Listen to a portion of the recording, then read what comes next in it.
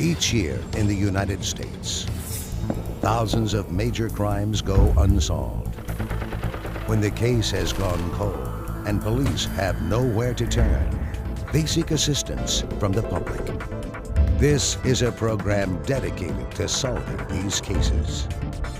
This is Crime Stoppers Case Files. Welcome to Crime Stoppers Miami. I'm Dick Maston, the director of Miami-Dade Crime Stoppers. The purpose of this program is to share unsolved cases with as many South Florida viewers as possible, empowering you to do something about the violence on our streets. Every case we feature is unsolved. Every case we feature has a cash reward available. In other words, every case we feature is an opportunity for you to help your city and at the same time earn Crime Stoppers cash without even giving your name. Let's get started. On July 5th, 2009, 29-year-old Rodger Davis was killed in his vehicle near Northwest 193rd Street and 5th Court in Miami Gardens. Here's the story.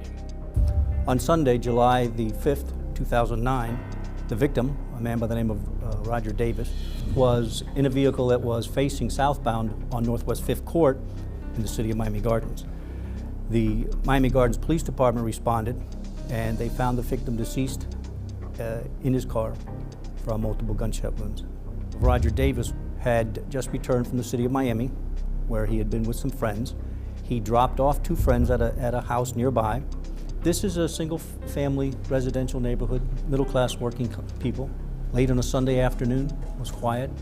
At approximately 6:30 p.m., in a vehicle by himself, he stopped at the intersection of Northwest 193rd Street and Northwest 5th Court.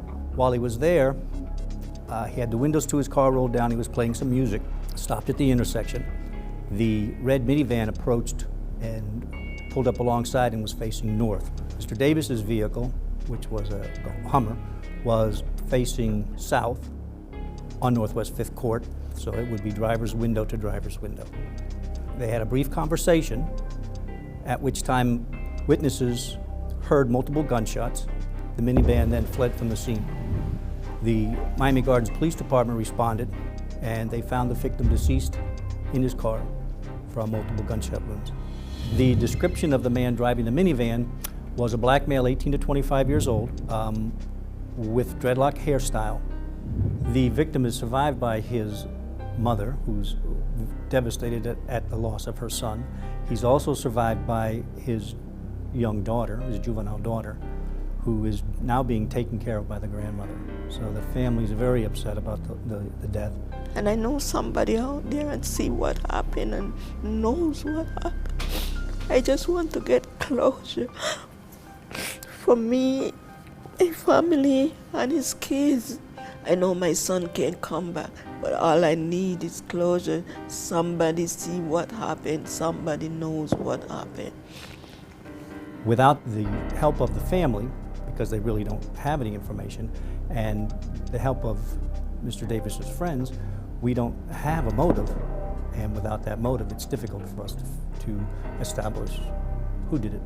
Since the Miami Garden Police Department is requesting assistance from the public, we would ask them to call the City of Miami Gardens Police Department. They can contact me, Detective Steve Parr, or they can contact Sergeant Gary Smith at our office. The phone number is 305-474-6473. Please call Crime Stopper. Please let somebody know. Tell somebody what happened. Miami Gardens detectives are seeking your help solving this case. They believe the shooter was a black male driving a red minivan. If you can give the police more to go on, call Crime Stoppers at 305-471-TIPS. Coming up, you'll learn the facts of the October 26, 2010 shooting of Shane Beacham in Miami Gardens when we return on Crime Stoppers Case Files.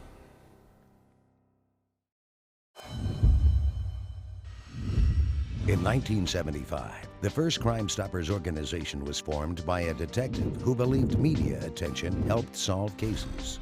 Since then, thousands of Crime Stoppers organizations have been formed around the globe with the same mission, encouraging members of the public to stand up against crime.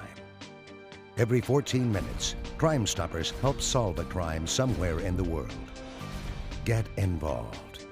Contact your Crime Stoppers organization and learn how you can help. Leave a tip. CrimeStoppersOne.com.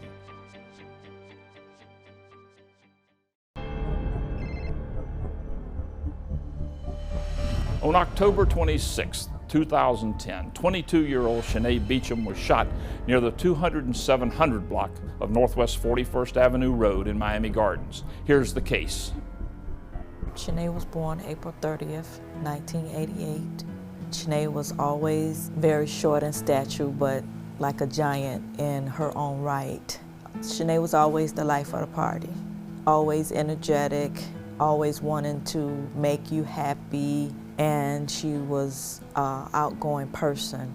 She was very active, very active. She didn't act her age, you know what I'm saying? She was in her 20s, but still she had a lot of play in her. She always liked to tease and joke. She would come up behind me if I'm doing something, she's, you know, like touch me. And I said, don't do that to me, you know, I'm gonna have a heart attack. She lived with her mother and my grandmother, and every time I would come to visit, like every day, she was always happy, always in a good mood. Every time I came to the door, she'll see me at the back door and run to the door and open the door for me. She'd say, "Cousin, hey cousin, I missed you." She loved kids. Yeah, no matter how bad you felt, she would come in and you couldn't feel bad around her. And she loved people. She loved interacting with people, and she loved helping people. She would give you her last. She would get out of her bed to go and do a favor for anyone. She would open up and ask me, "Mommy, this young lady having a problem at her house. We need to have her to come live with us." She always liked to have a lot of children come over, eat, sleep, watch TV with her, because she was the only child. She was my best cousin, and every time she get her hair done, she would go in the bathroom and start taking pictures. She always bought me clothes, and I always wear them. Sometimes I wear her clothes, but then she won't like it, so I just have to take it off and wear my own clothes. She always take me every place. Every night she'll go out. I asked her, can she take me? She said, you are too little to go where I'm going. She said, you gotta stay with the little kids. She loved them to death. They were like sisters and brothers, you know. They all grew up in the same place together. They all were at my home. She was in cheerleading. She was always in plays. She had very close interacting with her teachers. She told me she wanted to go to school for nursing so she could be my private duty nurse. I say, Shanae, you wouldn't even give me my medicine and stuff on time, and I'd be suffering for my medicine. No, Grandma, you would get everything. When I finish school, I will be your private duty nurse. I said, okay, we'll see when you get grown, we'll see. Yep, that was my Shanae. I love her with all of my heart, and I miss her so much, and it hurts me so, because she didn't deserve this at all. She loved everyone. She didn't want to make no enemies. She wanted to be loved, and she wanted to give love.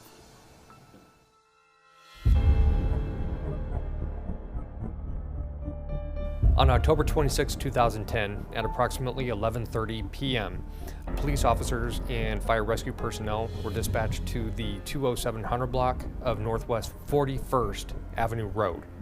They found a female individual by the name of Shane Beacham that had suffered from a gunshot wound to her left torso. Miss Beacham was airlifted to Ryder Trauma Center, where she subsequently succumbed to her injury. Miss Beacham was at the 20700 block of Northwest 41st Avenue Road, meeting an acquaintance that she had previously met. She was standing under a tree at the time that he was pulling up, and she had flagged him down with her cell phone. Once her acquaintance had arrived on scene, she ended up getting into a silver Grand Prix, where her acquaintance was also seated in the driver's side compartment of the vehicle. She had left the passenger side door to the vehicle open with the dome light on inside the vehicle.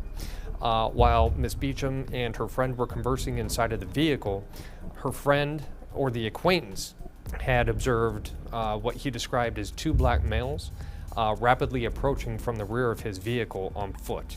The surviving witness tells us that multiple shots were fired into the rear portion of the acquaintance's vehicle, as well as a driver's side portion of the vehicle.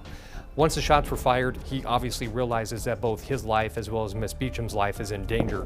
He rapidly accelerates northbound on Northwest 41st Avenue Road, where he encounters a cul-de-sac.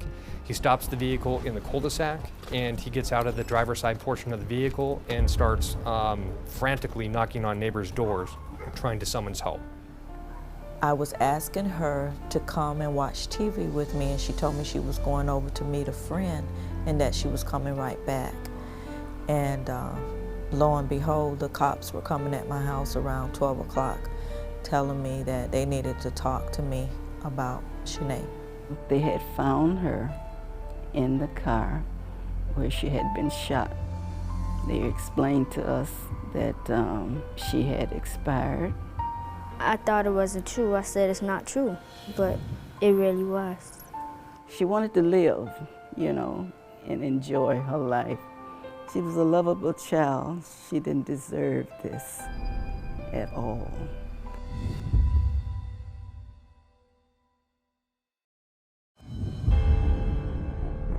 Welcome back to Crime Stoppers Miami. I'm Dick Maston. We now return to the murder of Shanae Beacham.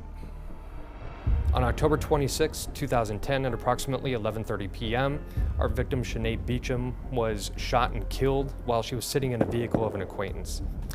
At the time that the shots were being fired into the vehicle that Miss Beacham was sitting in, she was struck with one projectile, which had entered the driver's side portion of the vehicle and had actually penetrated the left portion of her torso. It should also be noted that the acquaintance that Miss Beacham was with at the time of the shooting was not hit during the time of the firefight. Our victim was airlifted to Ryder Trauma Center, where she ended up succumbing to her injuries. It's a piece of us are gone. She's gone. She's never coming back. She had so much energy and so much love for each one of us, and she did a lot for each one of us, and we miss her dearly in the household, her presence. Shanae was prematurely taken from us, and Shanae had a huge legacy that she was leaving. Even in death, Shanae donated her eyes so that someone else could see, and I would just like you all to know that Shanae was very special. Shanae was the nicest, most pleasant person you would ever like to meet, and I couldn't imagine who would do something like this. So for anyone who knows anything, anyone who would like to disclose any information that would possibly help us, I would say, would you please bring forth any information that you'd like to disclose? Even the smallest detail or information would mean a lot to our family so that we can have closure. At this point in time, we have no real motive as far as why Miss Beacham was killed, especially in this manner. It should be noted that this was a residential neighborhood. It was not well lit, and it's definitely a neighborhood that is one way in, one way out. So the people that live in that area are very familiar with what is going on. There were people out the night of the incident, and they have been helpful up to a point. However, we do know that people did see this crime occur, and now is the time for these individuals to come forward with the information that they know. It is unknown at this point what happened to the described defendants at that point. Both individuals are once again described as black males, tall and thin, with dreads in their hair. The weapon that was used was a semi-automatic firearm. My name is Detective David Noble with Miami Gardens Police Department. My direct line to my office is 305-474-1566, or as always, please contact Miami-Dade Crime Stoppers at 305-471-TIPS. And you don't have to put your information out there. You can be anonymous. There is a $5,000 reward on the behalf of my daughter, and I would like someone to please give the family closure and to give my daughter peace. Well, she didn't deserve this at all. She didn't deserve this. In the murder of Shane Beacham, Miami Gardens police are looking for two tall, thin males with dreadlocks wearing dark clothing. If you have any information, please call Miami-Dade Crime Stoppers at 305-471-TIPS to claim your cash reward of up to $5,000.